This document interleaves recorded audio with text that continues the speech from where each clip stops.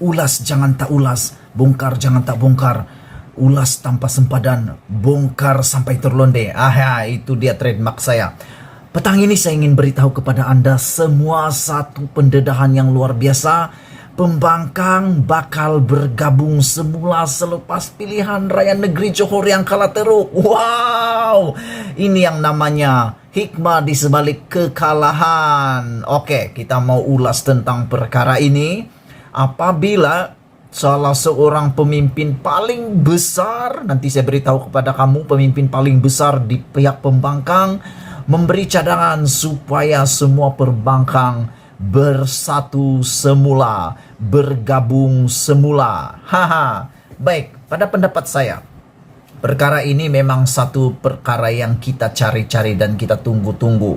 Kalau penganalisis politik dan pemerhati politik mengatakan memanggilnya sebagai formula magis atau magic, saya memanggilnya sebagai formula luar biasa ajaib mukjizat nomor 9 di dunia.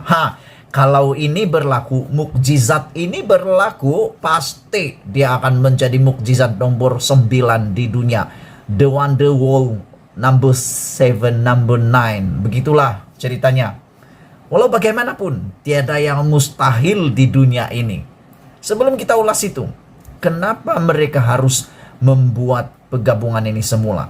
Semua pemerhati politik dan penganalisis politik mengatakan perlu ada satu faktor magis untuk diperoleh semula oleh blok pembangkang, barulah pembangkang boleh menang. Saya setuju dengan penganalisis politik ini katakan, dan juga pemerhati politik katakan perlu ada formula magic untuk PRU 14 dapat dijelmakan semula kemenangan besar PRU 14 itu. Saya ingin beritahu kamu, saya sokong kerajaan, saya tidak juga sokong kerajaan, saya juga tidak sokong pembangkang, dan saya juga tidak juga semestinya tidak sokong pembangkang. Dua-dua pun saya sokong. Kerajaan pun saya sokong, pembangkang pun saya sokong. Ada ramai orang cakap, Nazilin kau ini RBA. Aku heran apa tuh RBA, aku pun tak tahu. Siasat punya siasat barulah aku tahu. Rupa-rupanya RBA itu Red Bean Army. Untuk makluman kamu semua, walaupun baju aku nih baju Manchester United dan berwarna merah, aku bukan RBA. Aku orang Malaysia, aku orang Sabah, saya orang Sabah. Aku menyokong kerajaan yang terbaik. Jadi aku sokong kerajaan, aku pun sokong pembangkang. Kenapa aku suka? Kenapa aku gembira? Kenapa saya gembira bila pembangkang bergabung? Karena kita perlu semak imbang yang kuat. Kalau pembangkang lemah, maka kerajaan akan tersenang-senangnya membuat keputusan dasar yang tidak menguntungkan maupun perkara yang sambilewa. Tapi kalau semak imbang kuat, pembangkang kuat, semak imbang ini kuat, maka kerajaan atau rakyat dapat faedah yang sangat besar.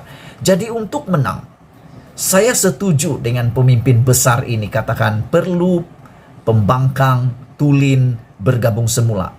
Istilah definisi pembangkang itu adalah tulin katanya, dan beliau menolak untuk Perikatan Nasional bersama dengan pembangkang tulin itu.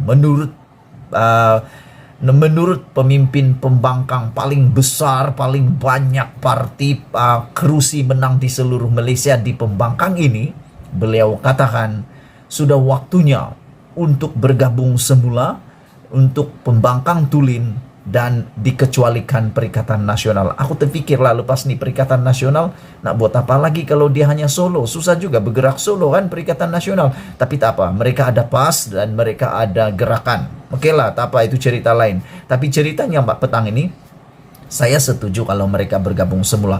Dan isu yang seterusnya ingin saya katakan adalah seperti pemimpin PH ini yang mengatakan berhenti menyalahkan undi peratusan yang rendah menyebabkan kekalahan pada PRN.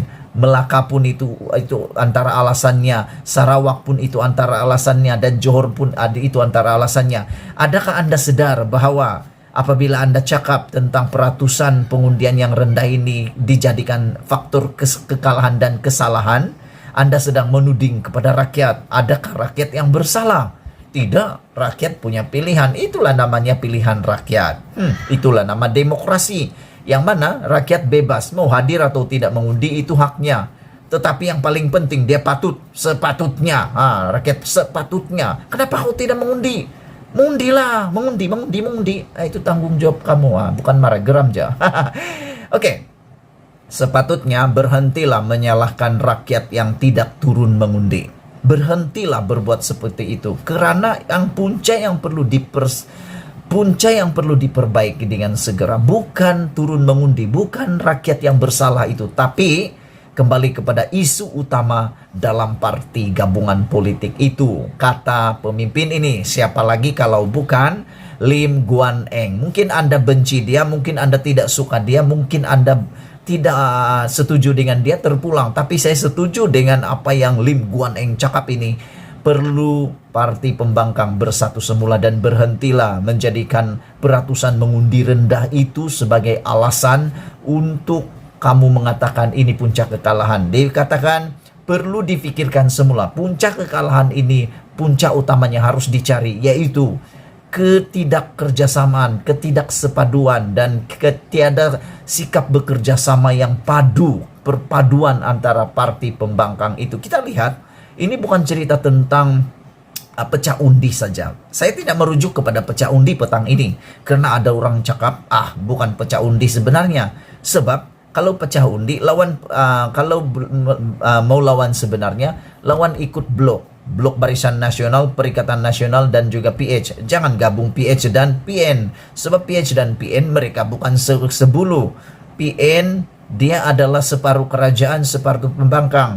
Hanya satu yang tulin, yaitu PH saja yang tulin sebagai pembangkang, kata pemerhati politik yang lain. Saya agak setuju juga, tapi bukan 100%. Baik, kalau begitu, sudah tiba waktunya parti-parti politik dalam pembangkang bersatu dalam satu perpaduan. Sebagai contoh, menurut Lim Guan Eng dalam PRN Negeri Johor, apa yang berlaku, perbincangan yang baik pun tidak sampai.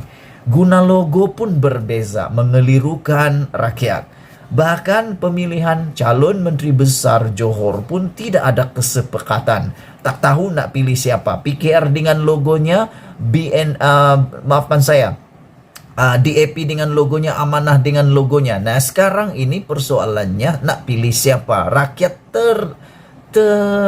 tersesat-sesat, entah tersesat sampai kemana, sesat di Gunung Kinabaluut.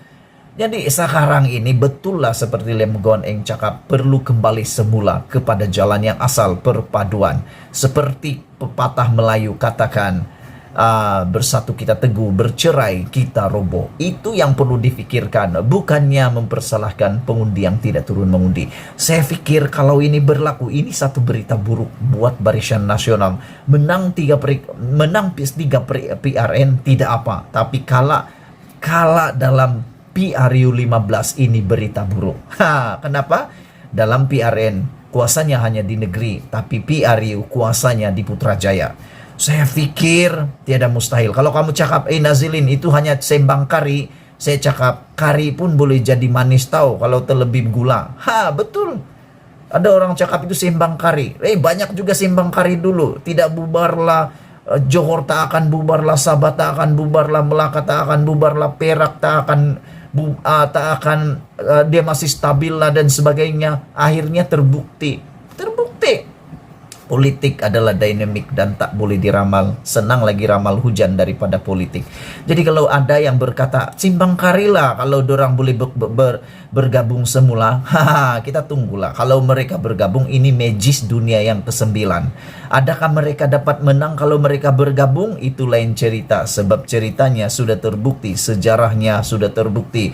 Kalau pembangkang bergabung sepenuh hati, pasti kalau tidak menang pun, paling tidak pun menggegar lutut dan menggegar lutut musuh-musuhnya. Aku bukan resis kepada mana-mana parti. Aku penyokong kerajaan, aku pun penyokong pembangkang. Mana yang terbaik itu yang aku sokong, dan yang terbaik itulah yang terbaik untuk kita semua. Dan paling penting aku ingin katakan kepada kamu semua, perlu pembangkang yang kuat supaya Semak Embang pun kuat. Tidak semestinya pembangkang itu jadi kerajaan, tapi dia perlu semak imbang yang kuat. Sekian dulu perbincangan ulasan hari ini. Tinggalkan komen Anda, pastikan komen Anda adalah menggambarkan siapa diri kamu. Malaysia kita punya, kita juga sama-sama cintai Malaysiaku. Kita jumpa lagi. Pelat-pelat pun biarlah basabah, yang penting tahu saya dari Sabah. Ada orang cakap, kau punya bahasa Sabahan tuh terlampau pelat. Biarlah yang penting kamu tahu saya dari Sabah. Baguslah kau kenal saya dari Sabah daripada kau kenal saya tiba-tiba daripada Kedah. Itu lagi tidak bagus kan.